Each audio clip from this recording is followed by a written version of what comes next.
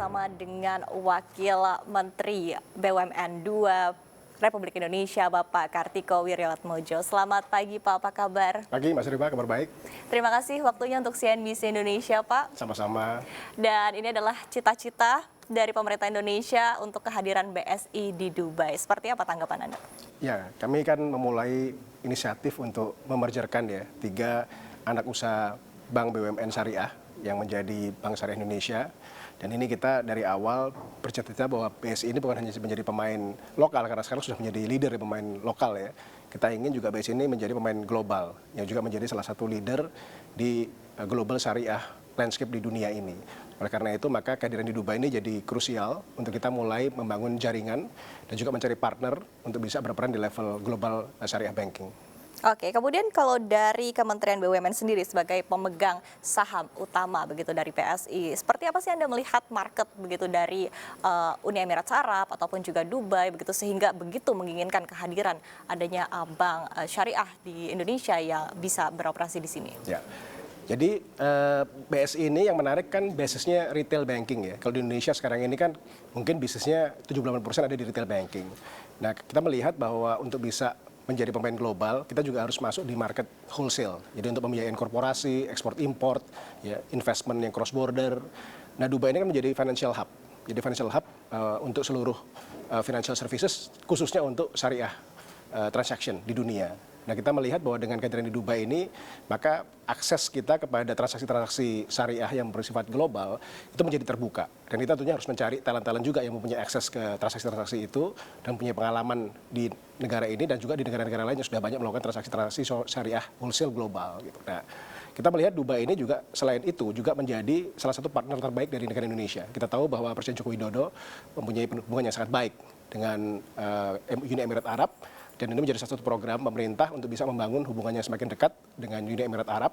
Dan kita berharap memang Uni Emirat Arab ini menjadi hub juga dari perdagangan. Karena ini kan dari Asia, Eropa, kemudian Afrika kan trade kan baik melalui udara maupun laut kan banyak melalui sini. Nah, harapan kita juga selain tadi menjadi wholesale transaction banking juga untuk trade ekspor import juga. Nah, jadi harapan kita ini tidak hanya bergerak di transaksi-transaksi yang sifatnya capital market atau yang sifatnya financing, tapi juga membantu Indonesia untuk membangun jaringan ekspor juga ke Timur Tengah maupun ke negara-negara lain di Eropa dan di Afrika.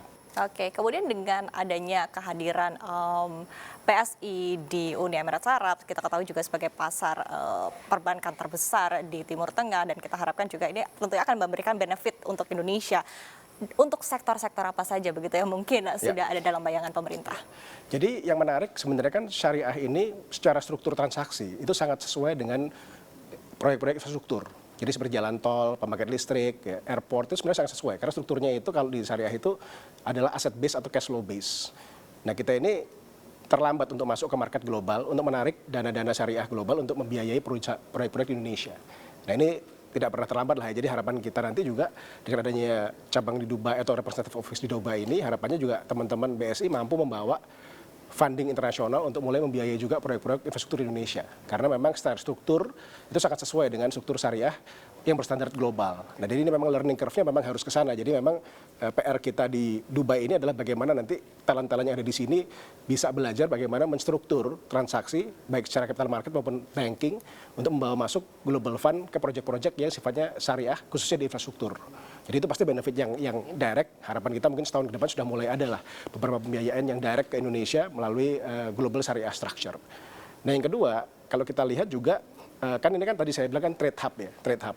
Nah, ekspor import ini juga sama. Sebenarnya ekspor import ini banyak juga menggunakan struktur syariah juga untuk pre-export financing, post-export financing dan sebagainya. Nah, kita ingin juga nanti ini ada inovasi-inovasi bagaimana membiayai eksportir Indonesia yang akan ekspor ke Timur Tengah atau ke Afrika dan membutuhkan pembiayaan dengan struktur syariah. Jadi saya rasa ini langkah awal, tapi nanti harapan kita memang kompetensinya akan berkembang ke sana.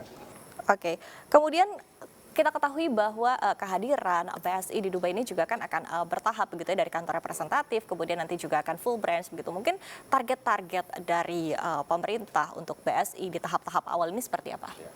Jadi kalau kita melihat memang yang paling utama tadi market wholesale, tapi juga kita ingin juga membangun juga presence di retail sedikit lah untuk bisa membawa juga beberapa produk-produk baru. Nah, ini hari ini juga kebetulan kita akan launching ada namanya Hasanah Card di mana kita kerjasama dengan Lulu. Lulu ini salah satu groceries besar di Dubai yang sudah hadir di Indonesia.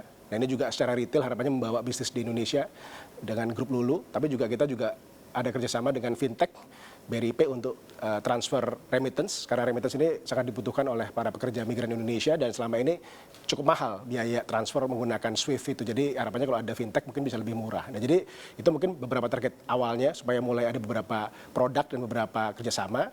Dan kemudian tadi yang kita ingin learning curve-nya dulu tadi mengenai bagaimana masuk ke global syariah banking tadi itu. Tapi kita bertahap lah, karena ini kan butuh kompetensi dan butuh akses. Jadi harapan kita memang nanti begitu dapat license yang lebih luas, memang fokusnya lebih ke wholesale corporate banking transaction dulu.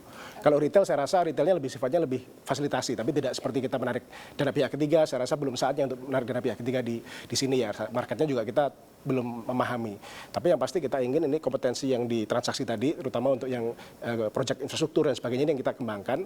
Dan kita harapkan nanti ya mungkin 2-3 tahun lagi Indonesia mulai ada di market global syariah banking transaction yang ada di Dubai ini. Oke, tapi untuk target untuk DPK sendiri kira-kira dalam jangka waktu berapa tahun? Kalau DPK mungkin masih butuh waktu ya, dan kita lagi scanning marketnya. Karena kan kalau lihat profil diaspora atau pekerja migran Indonesia, mungkin Dubai tidak terlalu besar ya. Mungkin malah lebih besar mungkin di Saudi atau mungkin di negara-negara lain seperti di Malaysia. Jadi kita lagi scanning aja. Mungkin kalau tadi kita kerjasama, misalnya untuk fasilitasi remittance gitu ya, itu kan mungkin bukan dalam bentuk DPK, tapi lebih dalam bentuk fee base untuk transaksinya. Kita kemarin juga kebetulan ketemu dengan beberapa calon investor dan calon partner. Mereka juga menawarkan karena ini menarik bahwa di dunia ini setelah ada masalah dengan Ukraina, Rusia ini memang global payment platform ini juga akan berubah, bisa point to point. Nah ini juga menarik bahwa mungkin nantinya untuk retailnya di Dubai ini lebih untuk meng-create platform untuk point to point yang remittance ini, sehingga nantinya bisa memfasilitasi transaksi antara pekerja migran Indonesia yang di luar negeri untuk mentransfer ke dalam negeri atau mengirim uang ke saudara dan sebagainya. Itu mungkin lebih ke sana arahnya, bukan untuk memupuk dana pihak ketiga dulu. Oke, tapi